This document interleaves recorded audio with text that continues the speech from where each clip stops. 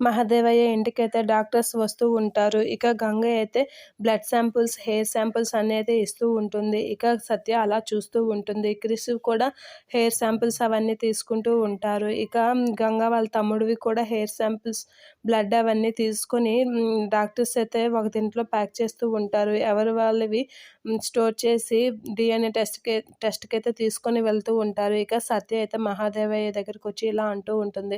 మీరు ఇప్పటికైనా మీ నిజాన్ని ఒప్పుకోండి. క్రిష్ మీ కొడుకు కాదని నిజాన్ని ఒప్పుకొని ఇది రచ్చ అవ్వకముందే మీరు మీ నిజాన్ని ఒప్పుకుంటే బాగుంటుంది. లేదు అంటే ఇది పెద్ద రచ్చ అయ్యి మీ రాజకీయ భవిష్యత్తుకే ముప్పు వస్తుంది అనేది అంటూ ఉంటుంది. ఆ మాటకి సత్య అయితే అలా చూస్తూ ఉంటుంది. ఇక ఏంటి గంగ మొగుడు గారు అలా చూస్తున్నారు, DNA శాంపిల్ ఇవ్వరా అనైతే అంటూ ఉంటుంది. ఇక మహాదేవయ్య ఏం చేయలేక అలా చూస్తూ ఉంటాడు. సత్య అయితే సరే మీ ఇష్టం మరి, మీరెంత మొండిగా ఉంటే అంత పెద్ద రచ్చ అవుతుందని చెప్పేసి సత్య అయితే అంటూ ఉంటుంది.